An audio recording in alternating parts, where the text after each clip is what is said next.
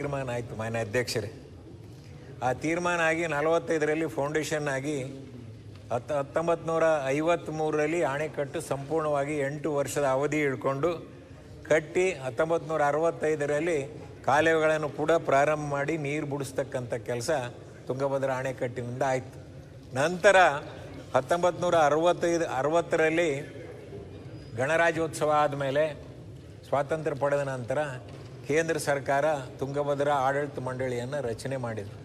ಆಡಳಿತ ಮಂಡಳಿ ರಚನೆ ಮಾಡೋದರ ಜೊತೆಗೆ ಬಚಾವತ್ ಆಯೋಗವನ್ನು ಕೂಡ ಮಾಡಿ ನೀರಿನ ಹಂಚಿಕೆಯನ್ನು 3 ರಾಜ್ಯಗಳು ಕರ್ನಾಟಕ ಸರ್ಕಾರ, ಆಂಧ್ರ ಪ್ರದೇಶ ಮತ್ತು ತೆಲಂಗಾಣ ಯಾವ ರೀತಿ ಹಂಚಿಕೆ ಬೆಳಕು ನೀರನ್ನು ಎಂಬ ಒಂದು ವಿಚಾರವನ್ನು ಇಟ್ಕೊಂಡು ಬಚಾವತ್ ಆಯೋಗದ ವ್ಯಾಪ್ತಿಯಲ್ಲಿ ಒಟ್ಟು 230 TMC ನೀರು 16,67,000 ಎಕರೆಗೆ ಕುಡಿಯ ನೀರು, ನೀರಾವರಿ, ವಿದ್ಯುತ್ ಶಕ್ತಿ ಮತ್ತು ಕಾರ್ಖಾನೆಗಳಿಗೆ ನೀರನ್ನು ಒದಗಿಸಬೇಕು ಎಂಬ ಒಂದು ತೀರ್ಮಾನ ಮಾಡಿ ಅಣೆಕಟ್ಟನ್ನು ಕಟ್ತಕ್ಕಂಥ ಕೆಲಸ ಹಿಂದಿನ ಅವಧಿಯಲ್ಲಿ ಮಾಡಿರ್ತಕ್ಕಂಥದ್ದು.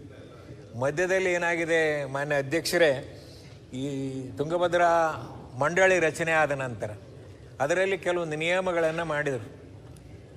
ಅಧಿಕಾರಿಗಳನ್ನು ನೇಮಕ ಮಾಡಬೇಕಾದ್ರೆ ಕೇಂದ್ರ ಸರ್ಕಾರ ಈ 3 ರಾಜ್ಯಗಳಿಗೆ ಸಂಬಂಧ ಇರಲಾರ್ದಕ್ಕಂಥ ಚೇರ್ಮನನ್ನು ಮಾಡಬೇಕು, ಸೆಕ್ರೆಟರಿನ ಮಾಡಬೇಕು ಮತ್ತು 50-50 ಅನುಪಾತದಲ್ಲಿ ಅಧಿಕಾರಿಗಳನ್ನು ನೇಮಕ ಮಾಡಿಕೊಂಡು ಈ ತುಂಗಭದ್ರಾ ನೀರಿನ ಸರಬರಾಜು ಮಾಡಬೇಕು ಎಂಬ ಒಂದು ರೂಲ್ಸು ನಿಯಮಗಳನ್ನು ಮಾಡಿದ ನಂತರ ಸುಮಾರು 82 ವರ್ಷಗಳ ಕಾಲ ಆ ನಿಯಮದ ಅಡಿಯಲ್ಲಿ ನಾವು ಬಳ್ಳಾರಿ ಜಿಲ್ಲೆ, ರಾಯಚೂರು ಜಿಲ್ಲೆ, ಕೊಪ್ಪಳ ಜಿಲ್ಲೆ ಮತ್ತು ಆಂಧ್ರದ ಕರ್ನೂಲು, ಕಡಪ ಮತ್ತು ತೆಲಂಗಾಣ ಈ 3 ರಾಜ್ಯಗಳು ನೀರಾವರಿ ವ್ಯಾಪ್ತಿಯಲ್ಲಿ 16,70,000 ಎಕರೆ ಅಂದಾಜು ನೀರಾವರಿ ಆಗ್ತಾಯಿದೆ. ಇದಾದ ನಂತರ ಇವತ್ತು ಪರಿಸ್ಥಿತಿ ಏನಾಗಿದೆ ಅಂದರೆ 82 ವರ್ಷಗಳಲ್ಲಿ 30 TMC ನೀರು ಹೋಳು ತುಂಬಿದೆ. ನಂಬರ್ 1. ಎರಡನೇದು 1170 ಸಿಬ್ಬಂದಿ ವರ್ಗದವ್ರನ್ನ ಪೋಸ್ಟ್ಗಳನ್ನು ಸ್ಯಾಂಕ್ಷನ್ ಮಾಡಿದ್ದು ಉಂಟು ಹಿಂದೆ. ಈಗ ಅದರಲ್ಲಿ ಒಂದು 30% ಮಾತ್ರ ಸಿಬ್ಬಂದಿಗಳಿದ್ದಾರೆ, 70% ಅಲ್ಲಿ ಸಿಬ್ಬಂದಿಗಳೇ ಇಲ್ಲ. ಒಂದು ಕಡೆ ಹೋಳಿನ ಸಮಸ್ಯೆ, ಇನ್ನೊಂದು ಕಡೆ ಸಿಬ್ಬಂದಿಗಳ ಸಮಸ್ಯೆ, ಇನ್ನೊಂದು ಕಡೆ ಈ ಮೊನ್ನೆ ಹೋದ ವರ್ಷ ಒಂದು ಸೆಟರ್ಸ್ ಕಿತ್ಕೊಂಡು ಹೋಗಿ ಸುಮಾರು ರೈತರು ಬೆಳೆ ನಷ್ಟ ಆಗ್ತಕ್ಕಂಥ ಪರಿಸ್ಥಿತಿ ಇತ್ತು. ಈ ವರ್ಷವೂ ಕೂಡ ಅದೇ ಪರಿಸ್ಥಿತಿ ಇವತ್ತು ನಮ್ಮ ಮುಂದೆ ಎದ್ದು ಕಾಣಿಸ್ತಾ ಇದೆ. ಈಗ ತುಂಗಭದ್ರಾ ಆಡಳಿತ ಮಂಡಳಿ ಬೋರ್ಡ್ ಏನಿದೆ, ನಮ್ಮ ಕಾರ್ಯದರ್ಶಿಗಳೊಬ್ಬರು ಮೆಂಬರ್ ಇರ್ತಾರೆ, ತೆಲಂಗಾಣದವರೊಬ್ಬರು ಕಾರ್ಯದರ್ಶಿಗಳು ಮೆಂಬರ್ ಇರ್ತಾರೆ ಮತ್ತು ಆಂಧ್ರ ಪ್ರದೇಶದ ಕಾರ್ಯದರ್ಶಿಗಳು ಮೆಂಬರ್ ಇರ್ತಾರೆ, 2 ಚೇರ್ಮನ್ ಇರ್ತಾರೆ. ಉಳಿದಿರ್ತಕ್ಕಂಥವ್ರೆಲ್ಲರೂ 50-50 ಬೇಸಿಸ್ನಲ್ಲಿ ಸಿಬ್ಬಂದಿ ವರ್ಗದವ್ರು ಇರ್ತಾರೆ. ಇವತ್ತು ಪರಿಸ್ಥಿತಿ ಏನಾಗಿದೆ ಅಂದರೆ ನೀರು ಹರಿದು ಸಾಕಷ್ಟು ಹೇರಳವಾಗಿ ಡ್ಯಾಮಿನಿಂದ ಆಂಧ್ರಕ್ಕೆ ಹೋಗ್ತಾ ಇದೆ. ಆದರೆ ಆ ನೀರನ್ನು ತುಂಗಭದ್ರಾ ಬೋರ್ಡ್ನವ್ರು ನಿರ್ಧಾರ ಮಾಡಿ 80 TMCಗೆ ನೀರು ನಿಲ್ಗಡೆ ಮಾಡಿ ಮುಂದಿನ ನೀರನ್ನು ಕೊಡಬೇಕು ಒಂದು ಸುಗ್ಗಿ ಬೆಳೆಗೆ ಎಂಬ ವಿಚಾರವನ್ನು ಇಟ್ಕೊಂಡು ಇವತ್ತು ತೀರ್ಮಾನವನ್ನು ಮಾಡಿದ್ದಾರೆ. ಬಟ್ ನಮ್ಮ ರಾಜ್ಯ ಸರ್ಕಾರ ಇವತ್ತು ರೈತರು ಗೊಂದಲದಲ್ಲಿದ್ದಾರೆ. ನಾವು ಪ್ರತಿ ವರ್ಷ 2 ಬೆಳೆಗಳನ್ನು ಬೆಳಿತೀವಿ, 2 ಸುಗ್ಗಿ ಬೆಳೆ ಬೇರೆ, ಹಿಂಗಾರಿ ಬೇರೆ, ಮುಂಗಾರಿ ಬೇರೆ. ಬಟ್ ಈ ಬೆಳೆಗೆ 2ನೇ ಬೆಳೆ ಬೇಸಿಗೆ ಬೆಳೆಗೆ ನೀರು ಕೊಡಬೇಕಾದ್ರೆ ಇವತ್ತು ರಾಜ್ಯ ಸರ್ಕಾರ ಒಂದು ತೀರ್ಮಾನವನ್ನು ಮಾಡಲೇಬೇಕಾಗಿದೆ. ದಯವಿಟ್ಟು ಮಾನ್ಯ ಮುಖ್ಯಮಂತ್ರಿಗಳಲ್ಲಿ, ಜಲಸಂಪನ್ಮೂಲ ಸಚಿವರಲ್ಲಿ ಮತ್ತು ನಮ್ಮ ICC ಸಭೆಯ ಅಧ್ಯಕ್ಷರಾದಂಥ ಕನಕಗಿರಿ ಕ್ಷೇತ್ರದ ಮಂತ್ರಿಗಳು, ಅವರು ಅಧ್ಯಕ್ಷರಿದ್ದಾರೆ ICCದು, ತೀರ್ಮಾನ ಮಾಡಿ ರಾಜ್ಯ ಸರ್ಕಾರದಿಂದ ಒಂದು ಹೇಳಿಕೆಯನ್ನು ಕೊಡಲೇಬೇಕು. 2ನೇ ಬೆಳೆಗೆ ನೀರು ಕೊಡೋಕ್ಕಾಗುತ್ತೋ ಇಲ್ಲೋ, ಕೊಡೋಕ್ಕಾಗಂಗಿಲ್ಲ ಅಂದರೆ ಅದಕ್ಕೆ ಕಾರಣನೂ ಹೇಳಬೇಕಾಗುತ್ತೆ. ಅದರ ಜೊತೆಗೆ ಇವತ್ತು ಕಾಲುವೆಗಳಲ್ಲಿ, ಮುಖ್ಯ ಕಾಲುವೆಯಲ್ಲಿ 6 ಕಾಲುವೆಗಳು ಬರ್ತವೆ. 2 ಬಳ್ಳಾರಿ ಜಿಲ್ಲೆ ಮೇಲ್ಭಾಗ, ಕೆಳಭಾಗ ಮತ್ತು ಮೇಲ್ಭಾಗ, ಎಡದಂಡೆ ನಾಲೆ ಮತ್ತು ಬಲದಂಡೆ ನಾಲೆ ಮತ್ತು 2 ವಿಜಯನಗರ ಕಾಲುವೆಗಳು ಬರ್ತವೆ. ಒಟ್ಟು 16 ಲಕ್ಷ ಎಕರೆ. ಈಗ ನಮ್ಮಲ್ಲಿ ರಾಯಚೂರು ಜಿಲ್ಲೆ, ಕೊಪ್ಪಳ ಜಿಲ್ಲೆ ವಿಶೇಷವಾಗಿ ಎಡದಂಡೆ ನಾಲೆ ವ್ಯಾಪ್ತಿಯಲ್ಲಿ 6,30,000 ನೀರಾವರಿ ಪ್ರದೇಶ. ಈ 6,30,000 ನೀರಾವರಿ ಪ್ರದೇಶಕ್ಕೆ ಸುಮಾರು 92 TMC ನೀರು ನಿಗದಿ ಮಾಡಿರ್ತಾರೆ 2 ಬೆಳೆಗೆ. ಆ 92 TMC ನೀರನ್ನು ಉಪಯೋಗ ಮಾಡಬೇಕಾದ್ರೆ ನಾವು ಅಲ್ಲಿರ್ತಕ್ಕಂಥ ಕಾಲುವೆಗಳನ್ನು ಈಗಾಗಲೇ ದುರಸ್ತಿಯಾಗಿದ್ದಾವೆ. ಬಟ್ ಅಲ್ಲಿ ಸ್ಟ್ರಕ್ಚರ್ಗಳು ಏನಿದ್ದಾವೆ, ಕಟ್ಟಡಗಳು, ಆ ಸ್ಟ್ರಕ್ಚರ್ಗಳನ್ನು 80 ವರ್ಷದಿಂದ ಕಟ್ಟಿರ್ತಕ್ಕಂಥವೆಲ್ಲ ಡ್ಯಾಮೇಜ್ ಆಗಿದ್ದಾವೆ. ಅವನ್ನೆಲ್ಲ ಯಾಕಂದರೆ ಈಗ 6 ತಿಂಗಳಿಂದ 8 ತಿಂಗಳು ನೀರು ಬೇಸಿಗೆ ಬೆಳೆ ಕೊಡಂಗಿಲ್ಲ ಅಂದರೆ ಕಾಲುವೆಯಲ್ಲಿ ನೀರಿರಂಗಿಲ್ಲ. ಅಂಥ ಸಂದರ್ಭದಲ್ಲಿ ರಾಜ್ಯ ಸರ್ಕಾರ ಒಂದು 500 ಕೋಟಿಯೋ 1000 ಕೋಟಿಯೋ ಹಣವನ್ನು ನಿಗದಿ ಮಾಡಿ ಆ ಸ್ಟ್ರಕ್ಚರ್ಗಳನ್ನು ಹೊಸ ಸ್ಟ್ರಕ್ಚರ್ಗಳನ್ನು ಮಾಡಿದರೆ ಇನ್ನೂ ಒಂದು 20-30 ವರ್ಷ ಆ ಕಾಲುವೆಯಲ್ಲಿ ನೀರು ಹರಿಸ್ಬೋದು. ನಮ್ಮ 3ನೇ ವಿಚಾರ. ಇನ್ನು 4ನೇ ವಿಚಾರ, ಅದು 30 TMC ನೀರೇನು ಹೋಳು ತುಂಬಿದೆ, ಅದಕ್ಕೆ ನವಲಿ ಜಲಾಶಯಕ್ಕೆ ಒಂದು DPR ಅನ್ನು ಹಿಂದಿನ ಸರ್ಕಾರದಲ್ಲಿ ಮಾಡಿದ್ದುಂಟು. 14 ಕೋಟಿ ಅಂದಾಜು ಖರ್ಚು ಮಾಡಿ ಒಂದು DPR ಮಾಡಿದ್ದಾರೆ. ಆ DPRಗೆ ತುಂಗಭದ್ರಾ ಬೋರ್ಡಿನಲ್ಲಿ ಅಪ್ರೂವಲ್ ತಗೊಂಡು ಆ DPR ಸ್ಯಾಂಕ್ಷನ್ ಮಾಡಿಸಿ ಆ ಕೆಲಸಗಳನ್ನು ಪ್ರಾರಂಭ ಮಾಡಿದರೆ 30 TMC ನೀರನ್ನು ನಾವು ಕರ್ನಾಟಕ ಮತ್ತು ಆಂಧ್ರ ಮತ್ತು ತೆಲಂಗಾಣ ಬಳಸ್ಬೋದು. ಇದರಿಂದ ಏನಾಗುತ್ತೆ, ಸುಮಾರು ಆ ನೀರಿನ ಕೊರತೆ ಸಂಪೂರ್ಣವಾಗಿ ನಾವು ಹೋಗಲಾಡಿಸಲಿಕ್ಕೆ ಪ್ರಯತ್ನ ಮಾಡಿದಂಗೆ ಆಗುತ್ತೆಂಬ ಮಾತನ್ನು ಹೇಳುವುದರ ಜೊತೆಗೆ ಇವತ್ತು ಮಾನ್ಯ ಅಧ್ಯಕ್ಷರೇ, ಇದು ಇಡೀ ದೇಶದಲ್ಲೇ ಈ ಥರ ಡ್ಯಾಮ್ ಯಾವುದೆಲ್ಲ ಮೊದಲನೇ ಡ್ಯಾಮ್ ಇದು. ಜಂಟಿ ಸಹಭಾಗತ್ವದಲ್ಲಿ ನಿರ್ಧಾರ ಆಗ್ತಕ್ಕಂಥ ಡ್ಯಾಮ್. ಇದಕ್ಕೆ ಆಂಧ್ರದವರು ಸಮ್ಮತಿ ಬೇಕು, ತೆಲಂಗಾಣದವರು ಸಮ್ಮತಿ ಬೇಕು ಮತ್ತು ಕರ್ನಾಟಕದವರು ಸಮ್ಮತಿ ಬೇಕು. ತುಂಗಭದ್ರಾ ಬೋರ್ಡ್ನಲ್ಲಿ ಯಾವುದೇ ಕೆಲಸ ಆಗ್ಬೇಕಾದ್ರೆ ಹೋದ ವರ್ಷ ಶೆಟರ್ ಕಿತ್ಕೊಂಡು ಹೋದಂಥ ಸಂದರ್ಭದಲ್ಲಿ ಮುಖ್ಯಮಂತ್ರಿಗಳು 2 ದಿವಸ ಬಿಟ್ಟು ಬರಲಿಲ್ಲ ಅಂದರೆ ಒಂದು ವೇಳೆ ಸಂಪೂರ್ಣವಾಗಿ ನಾಶ ಆಗಿ ಹೋಗ್ತದೆ. ಮಾನ್ಯ ಮುಖ್ಯಮಂತ್ರಿ ಸಿದ್ದರಾಮಯ್ಯನವರು ಬಂದು ಒಂದು ಬೋಲ್ಡ್ ಡಿಸಿಷನ್ ತಗೊಂಡು ಆ ಸೆಟರ್ಸ್ ಮೇಲ್ಭಾಗವನ್ನು ತೆಗೆದುಹಾಕಿ 4-5 ದಿವಸದಲ್ಲಿ ಸೆಟರ್ಸ್ ಕುಂದಿರಿಸಿರೋದ್ರಿಂದ 2ನೇ ವೇಳೆಗೆ ನೀರನ್ನು ಕೊಡ್ತಕ್ಕಂಥ ಪ್ರಯತ್ನ ಹಿಂದಾಗಿತ್ತು. ಇವತ್ತು 33 ಗೇಟ್ಗಳಿಗೂ ಕೂಡ ಟೆಂಡರನ್ನು ಕರೆದಿದ್ದಾರೆ ರೀಪ್ಲೇಸ್ಮೆಂಟ್ ಮಾಡೋದ್ರ ಸಲುವಾಗಿ. ಆ ಟೆಂಡರ್ ಕರೆದು ಒಂದು ಗುಜರಾತ್ ಕಂಪ್ನಿಗಾಗಿದೆ. ಅದ್ರ ಬಗ್ಗೆ ನಮ್ಮ ರಾಜ್ಯ ಸರ್ಕಾರ ಸ್ಪಷ್ಟವಾದ ನಿಲುವನ್ನು ತೆಗೆದುಕೊಂಡು ಆ ಕೆಲಸವನ್ನು ಮಾಡಿಸ್ಬೇಕು ಬೇಡೋ ಮುಂದಾಕ್ಬೇಕು. ಯಾಕಂದರೆ ಈಗ ರೈತರ ಅಭಿಪ್ರಾಯ ಒಂದು ಬೇರೆ ಇರ್ತೈತೆ, ವ್ಯಾಪಾರಸ್ಥರ ಅಭಿಪ್ರಾಯ ಒಂದು ಬೇರೆ ಇರ್ತೈತೆ. ಇಲ್ಲಿ ಗೊಬ್ಬರದ ವ್ಯಾಪಾರಿಗಳು ಬರ್ತಾರೆ, ರೈತರುಗಳು ಬರ್ತಾರೆ, ಕಾರ್ಮಿಕರು ಬರ್ತಾರೆ. ಅವೆಲ್ಲವನ್ನು ಕ್ರೋಢೀಕರಿಸಿ ನಿರ್ಧಾರ ಮಾಡಿ ರಾಜ್ಯ ಸರ್ಕಾರ ಇವತ್ತು 2ನೇ ಬೆಳೆಗೆ ನೀರು ಕೊಡೋಕ್ಕಾಗುತ್ತಿಲ್ಲ ಎಂಬ ಒಂದು ನಿರ್ಧಾರವನ್ನು ಈ ಸದನದ ಮೂಲಕ ಘೋಷಣೆ ಮಾಡಬೇಕು ಎಂಬ ಮನವಿಯನ್ನು ತಮಗೆ ಮಾಡುವುದರ ಜೊತೆಗೆ ಇವತ್ತು ಕೇಂದ್ರ ಸರ್ಕಾರವು ಕೂಡ ಇದರ ಬಗ್ಗೆ ಭದ್ರಾ ಜಲಾಶಯವನ್ನು ಒಂದು ರಾಷ್ಟ್ರೀಯ ಯೋಜನೆಯನ್ನಾಗಿ ಯಾವ ರೀತಿ ಮಾಡಿತ್ತು ಅದೇ ರೀತಿ ತುಂಗಭದ್ರವನ್ನು ಕೂಡ ರಾಷ್ಟ್ರೀಯ ಯೋಜನೆಯಾಗಿ ಮಾಡಬೇಕು ಎಂಬ ಒಂದು ಮಾಡಿ ನಾನು ಮಾತು ವಿರಾಮ ನೀಡುತ್ತೇನೆ. ನಮಸ್ಕಾರ. ತುಂಗಭದ್ರಕ್ಕೆ ಸಂಬಂಧಪಟ್ಟಂತೆ ಮಾತಾಡಿದ್ದಾರೆ ಸರ್. ಇನ್ನೊಂದು ವಿಷಯ ನಾನು ಹೇಳೋದು, ನಾವು ರಾಯಚೂರು ತಾಲೂಕು ಟೇಲೆಂಡ್ನಲ್ಲಿ ಬರ್ತೀವಿ ಸರ್. ನಾವು ರಾಯಚೂರು ತಾಲೂಕಲ್ಲಿ ನಮ್ಮ ಕೃಷ್ಣ ಮತ್ತು ತುಂಗಭದ್ರಾ 2 ಟೇಲೆಂಡ್ ಆಗ್ತದೆ ಸರ್. 2 ಟೇಲೆಂಡ್ನಿಂದ ಕಳೆದ 30-35 ವರ್ಷದಿಂದ ಒಂದು ಹನಿ ನಮಗೆ ನೀರು ಬರಂಗಿಲ್ಲ ಸರ್. ನಮಗೆ ಬರೀ ಕಾರಣ ಏನು? ಕಾರಣ ಮೇಲ್ಭಾಗದವ್ರದ್ದು ಅನಧಿಕೃತ ಇರಿಗೇಷನ್ ಆಗ್ಬಿಟ್ಟಿದೆ ಸರ್. ನಾವು ಕಾಯ್ದೆ ತಂದಿದ್ವಿ 2 ವರ್ಷದಿಂದ ಇಲ್ಲಿ. ಈಗ ಇಲ್ಲಿಗಲ್ ಇರಿಗೇಷನ್ ಮಾಡೋರಿಗೆ ನಾವು ಕಿತ್ತಾಕ್ತೀವಿ ಅಂತೇಳಿ. ಆ ಕಾಯ್ದೆ ಎಲ್ಲಿ ಉಪಯೋಗ ಆಗಿದೆ ಗೊತ್ತಿಲ್ಲ ಸರ್. ಬಟ್ ರಾಯಚೂರಿನಲ್ಲಿ ಮಾತ್ರ ಎಲ್ಲೂ ಉಪಯೋಗ ಆಗಿಲ್ಲ. ತುಂಗಭದ್ರಾ ಎಡದಂಡ ನಾಲೆಗೆ ಸರಿ ಸುಮಾರು 3 ಲಕ್ಷ ಎಕರೆ ಇಲ್ಲಿಗಲ್ ಇರಿಗೇಷನ್ ಆಗ್ತಾ ಇದೆ ಸರ್. ಇಲ್ಲಿಗಲ್ ಇರಿಗೇಷನ್ ಎಲ್ಲಿವರೆಗೂ ನಾವು ಕಟ್ ಮಾಡಂಗಿಲ್ಲ ಅಲ್ಲಿವರೆಗೂ ನಮಗೆ ರಾಯಚೂರಿಗೆ ನೀರು ಬರೋಕ್ಕೆ ಸಾಧ್ಯನೇ ಇಲ್ಲ ಸರ್. ದಯಮಾಡಿ ತಾವು ಆದೇಶ ಮಾಡಬೇಕು. ಆ್ಯಕ್ಟ್ ಏನಿದೆ ಆ್ಯಕ್ಟ್ ಪ್ರಕಾರ ಇಲ್ಲಿಗಲ್ ಇರಿಗೇಷನ್ ತೆಗಿಬೇಕು. ಯಾರ್ಯಾರು ಎಡಭಾಗದಲ್ಲಿ ಇಲ್ಲಿಗಲ್ ಇರಿಗೇಷನ್ ಮಾಡ್ಕೊಂಡಿದ್ದಾರೆ ಎಲ್ಲ ಪಂಪ್ ಸೆಟ್ ಕೆನಾಲ್ ಬೆಡ್ ತೋಡಿ ಹಾಕ್ಕೊಂಡಿದ್ದಾರೆ ಸರ್. 15 ಕಿಲೋಮೀಟರ್ ತನಕ ನೀರು ತಗೊಂಡು ಹೋಗ್ತಾ ಇದ್ದಾರೆ. ಇವತ್ತು ಯಾವ್ಯಾವ ಪ್ರದೇಶ ಅಚ್ಚುಕಟ್ಟು ಇರ್ಲಾರ್ದ ಪ್ರದೇಶನೂ ಇರಿಗೇಷನ್ ಮಾಡ್ಕೊಂಡು ಕುಂತಿದ್ದಾರೆ.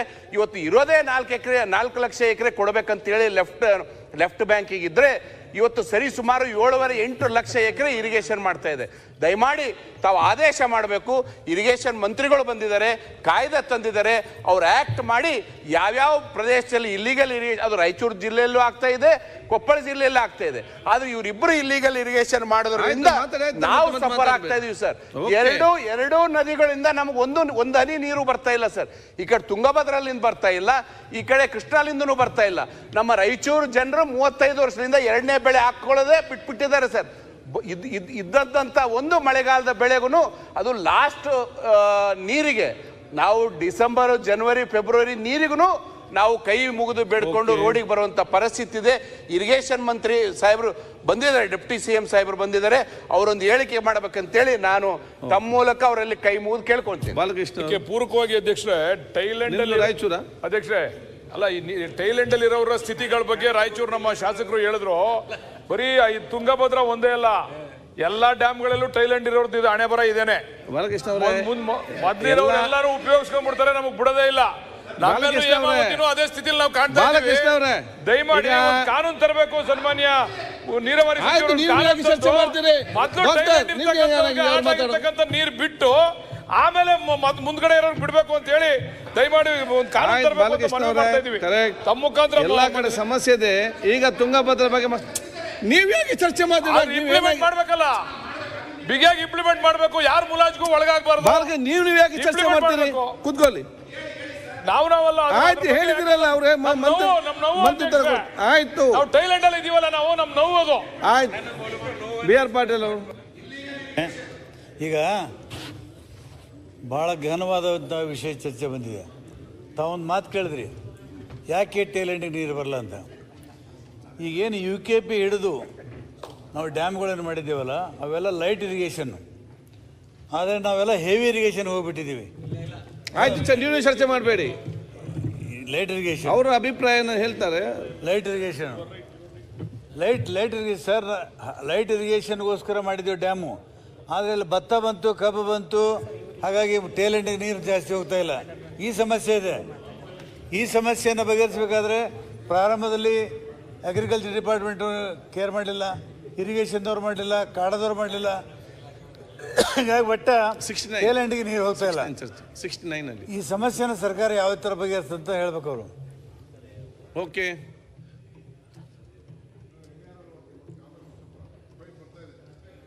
ಫೈಲ್ ಬರ್ತಾ ಇದೆ, ರಿಪ್ಲೈ ಮಾಡ್ತೀನಿ. ಓಕೆ, ಈಗ ರಿಪ್ಲೈ ಮತ್ತೆ ಕೊಡ್ತಾರೆ.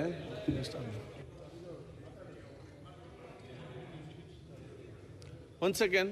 ಸನ್ಮಾನ್ಯ ಅಧ್ಯಕ್ಷರೇ, ಒಂದು ಸೆಕೆಂಡ್, ಉತ್ತರ ಆಮೇಲೆ ಕೊಡ್ತಾರಂತಲ್ಲ. ಈಗ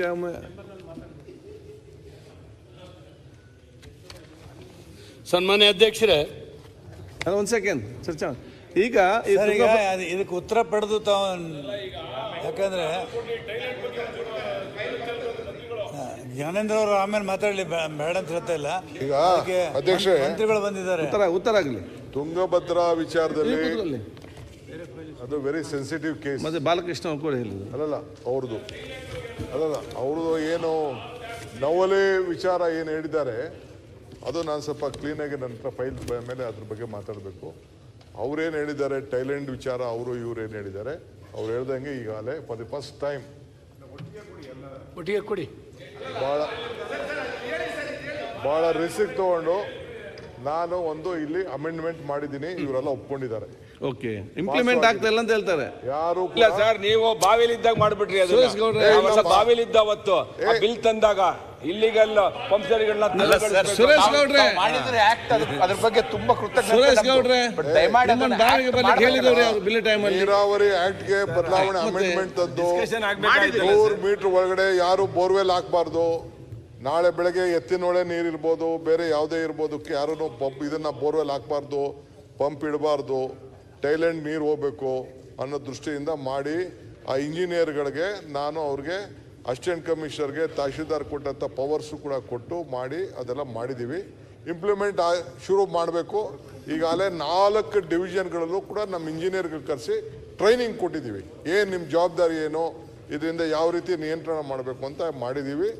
ಇದಕ್ಕೆ ವ್ಯಾಪಕವಾದಂಥ ಪ್ರಚಾರ ಕೊಡ್ತೀವಿ. ನಾವು ಪೊಲಿಟಿಕಲ್ ಲೀಡರ್ಸು ಸಹಾಯ ಮಾಡಬೇಕು, ರಾಜಕೀಯದವರು ನಾವು ಸಹಾಯ ಮಾಡಬೇಕು. ಆಯ್ತು, ನಿಮ್ಗೆ ಈಗ ನೀವು ನೀರು ಟೈಲೆಂಡ್ ಹೋಗ್ತದೆ. ಇಲ್ಲ ಅಂದ್ರೆ ಯಾವಲ್ಲೂ ಟೈಲೆಂಡ್ ಹೋಗಲ್ಲ, KRS ಅಲ್ಲೂ ಹೋಗಲ್ಲ, ತುಂಗಭದ್ರಾ ಅಲ್ಲೂ ಹೋಗಲ್ಲ, ನಿಮ್ದಕ್ಕೆ ಸಪ್ರೇಟ್. ನಾನೀಗ 33 ಸೆಟರ್ಸ್ ಚೇಂಜ್ ಮಾಡ್ಬೇಕಂತೇಳಿ ಬೋರ್ಡ್ನವರು ತೀರ್ಮಾನ ಮಾಡಿ 80 TMC ರಿಸ್ಟ್ರಿಕ್ಟ್ ಆಗಿ ಈಗ ನಿರ್ಧಾರ ತಗೊಂಡು ಟೆಂಡರ್ ಕರೆದು ಬಿಟ್ಟಿದ್ದಾರೆ. ನಮ್ಮ ಬೇಸಿಗೆ ಬೆಳೆಗೆ ನೀರು ಕೊಡೋಕ್ಕಾಗುತ್ತಾ ಇಲ್ಲ ಎಂಬ ಸರ್ಕಾರ ಒಂದು ಕ್ಲಾರಿಫೈ ಮಾಡ್ಬೇಕು ಅಷ್ಟೇ. ಈಗ ಮಾಡಿ ಆಮೇಲೆ ಆ ನಮ್ದು ಏನು ಎಡದಂಡೆ ನಾಲೆ ಏನಿದೆ, ಸುಮಾರು 16 ಅಕ್ಯುಡೇಟ್ಸ್ಗಳು ಬಂದಿದ್ದಾವೆ. ಸುಮಾರು 85-90 ವರ್ಷ ಆಗಿದ್ದಾವೆ ಕಟ್ಟಿ. ಅವೆಲ್ಲ ಡ್ಯಾಮೇಜ್ ಸ್ಥಿತಿ ಇದ್ದಾವೆ. ಅದಕ್ಕೊಂದು 500ರಿಂದ 1000 ಕೋಟಿ ಖರ್ಚು ಮಾಡಿ, ಯಾಕಂದ್ರೆ 8 ತಿಂಗಳು ನೀರು ಇರೋಂಗಿಲ್ಲ ಮುಖ್ಯ ಕಾಲುವೆಯಲ್ಲಿ.